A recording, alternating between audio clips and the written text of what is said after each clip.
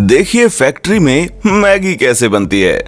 आधी रात में लगने वाली भूख हो या फिर जेब खाली हो, लेकिन कुछ चटपटा खाने का मन करे तो इन सारी कंडीशंस में सिर्फ एक ही चीज याद आती है और वो है मैगी।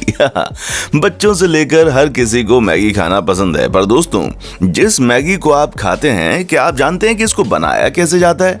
और सिर्फ मैगी ही क्यों, इस मैगी को आप जिस चम्मच से खाते हैं, क्या आपको मालूम है वो कांटे वाले चम्मच किस तरह से बनकर तैयार होते हैं? और हाँ, क्या आपको मालूम है कि जिन पोटैटो चिप्स को आप खाते हैं वो असल में आलू को काटकर बनते ही नहीं है, बल्कि उन्हें बनाने का कोई और ही प्रोसेस होता है? अगर नहीं जानते तो जनाब इस वीडियो के लास्ट तक हमारे साथ बने रहिएगा, क्योंकि आज के इस वीडियो में हम आपको बहुत कुछ ऐसा बताने वाले हैं जिससे कि आप हैरान हो जाएंगे। पर हाँ, वीडियो शुरू करने से पहले अगर आपने हमारे चैनल को अभी तक सब्सक्राइब नहीं किया है तो प्लीज इसको अभी के अभी सब्सक्राइब कर दें, जिससे कि इसी तरह की इंटरेस्टिंग वीडियोस हम आपके लिए बनाते रहें।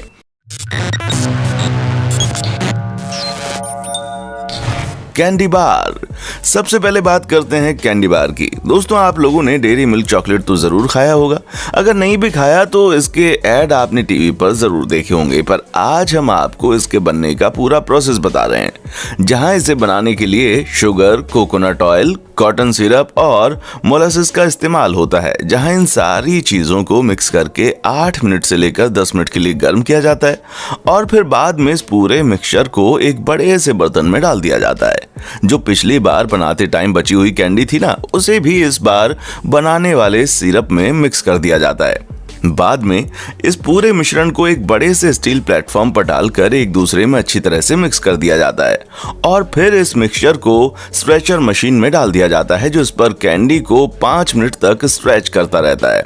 जिसके बाद गर्म पीनट बटर को इस कैंडी के लेयर पर सही मात्रा में डाला जाता है और इसके बाद इस बड़े से लेयर को बेलन यानी कि सिलेंडर का आकार दे दिया जाता है, जो आगे चलकर मशीन में चॉकलेट बार के साइज में कन्वर्ट हो जाता है।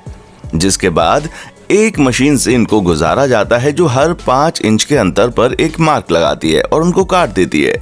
बाद में इन बार्स को कन्वेयर बेल्ट की मदद से हॉट चॉकलेट के नीचे ले जाया जाता है और फिर पैकिंग वाली मशीन इन्हें एक एक करके प्लास्टिक के रैपर में पैक कर देती है। मैगी। अब बात करते हैं उस मैगी की जिसे शायद ही किसी ने ना खाया हो।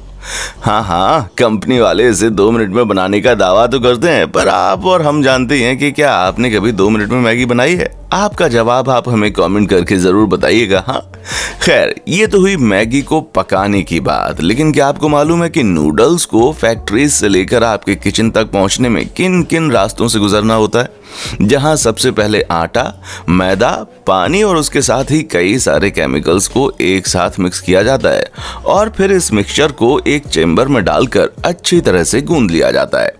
दोस्तों यहाँ पर इस बात का खास ख्याल रखा जाता है कि आटा गलती से भी गीला ना हो जाए और उसके बाद गूंदे हुए आटे को 2 बेलन के बीच से गुजारा जाता है, जिससे इस आटे की जिगजैग शेप की शीट तैयार हो जाती है और इस आटे की शीट को और भी कई बेलनी यानी कि कंप्रेशर मशीन से होकर गुजारा जाता है, ताकि ये आटे की शीट और भी ज्यादा पतली हो जाए। जिसके बाद इस मशीन के आखिर में इस परत को कटर के जरिए नूडल्स के शेप में पतला पतला काट दिया जाता है और फिर कन्वेयर बेल्ट के जरिए इन नूडल्स को आगे दूसरी मशीन में शेप कट करके डाल देते हैं। जैसा कि आप देख ही रहे हैं, ये सभी नूडल्स कट कर मशीन से निकलते हुए आ रहे हैं और फिर इनके सही शेप में कटने के बाद इन्हें प्लास्टिक में पैक करके आपके घरों तक पहुंचाने के लिए भेज दिया जाता है। फॉर्क। मैगी को बनाते हुए तो आपने देख लिया, अब जरा उसे खाने वाले चम्मच को फैक्ट्री मेकिंग प्रोसेस भी देख लीजिए। जी हाँ, सबसे पहले हम एक बड़ी सी मशीन द्वारा स्टील के प्लेट्स को एक ही आकार में कटते हुए देख रहे हैं। ये टुकड़े रेक्टेंगुलर शेप के होते हैं और फिर एक वर्कर इन सभी स्टील के टुकड़ों को एक साथ इकट्ठा करके दूसरी मशीन के पास ले जाता है, जहां पर इन्हें ऐसे आकार में काटा जाता है ताकि इनसे आसानी से कांटे वाले चम्मच बन जाएं, जिन्हें हम फॉर्क कहते हैं। और ये सभी स्टील के पीस जब अपने प्रॉपर शेप में कटने के बाद नीचे गिरते हैं तो वर्कर इन्हें अपने हाथों से उठाकर एक कंटेनर में डाल देते हैं जब इस तरह के कंटेनर भर जाते हैं तो इन्हें आगे के प्रोसेस के लिए ले जाया जाता है, जहां इन सभी पीस को बारी बारी से एक रोल करती हुई मशीन के नीचे से गुजारा जाता है ताकि इसके आगे वाले हिस्से को थोड़ा सा पतला किया जा सके। और इस प्रोसेस के बाद चम्मच के हत्थे को शेप में लाने के लिए इन्हें खांचे के ऊपर रखकर इन पर दबाव बनाया जाता है। और जब ये सारा प्रोसेस हो जाता है तो वर्कर्स इनके आगे वाले हिस्से को प्रॉपर शेप देने के लिए मशीन के अंदर रखकर काट देते हैं, जिसकी वजह से ना सिर्फ इसे प्रॉपर शेप मिलता है बल्कि इसके आगे वाला हिस्सा चम्मच की तरह बैंड भी हो जाता है।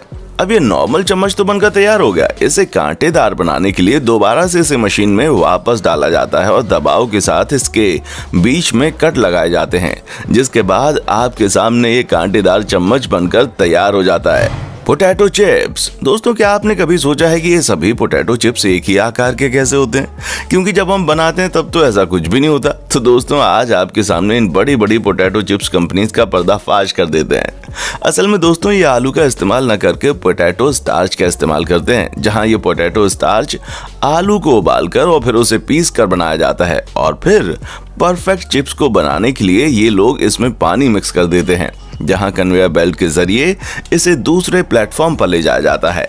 बाद में 4 टन जितनी ताकत से इस मिश्रण को एक शीट में तब्दील कर दिया जाता है और फिर बाद में रोलर पर लगे कटर इन शीट को चिप्स के साइज में काट देते हैं, जिसके बाद दूसरा हैंडल शीट के बचे हुए हिस्से को साइड से निकालता जाता है और जो निकला हुआ हिस्सा है वो वापस से शीट बनने के लिए तैयार हो जाता है।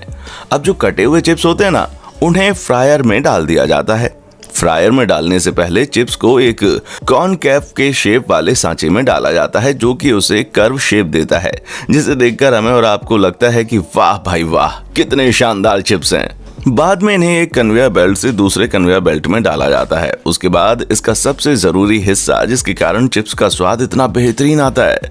असल में दोस्तों, कन्वेयर बेल्ट पर चलते ही कंपनी इस पर अपना सीक्रेट मसाला डाल देती है, जिसके बाद मशीन खुद ही इन्हें सही क्वांटिटी में पैक कर देती है, जहां हर पैकेट में नाइट्रोजन गैस भरी होती है ताकि चिप्स हमेशा के लिए क्रंची रहे। और ये सारी चीज होने के बाद इस पैकेट वाले चिप्स को बेचने के लिए मार्केट में भेज दिया जाता है। Hot dog. नहीं नहीं नहीं नहीं नहीं नहीं, ये कोई असली का डॉग नहीं है, बल्कि ये नॉर्मल बर्गर की तरह ही होता है, बस इसकी फिलिंग और शेप अलग होता है, जो कि भारत में बहुत कम लेकिन अमेरिका में बहुत ज्यादा खाया जाता है। तो चलिए देखते हैं कि इसको कैसे बनाते हैं।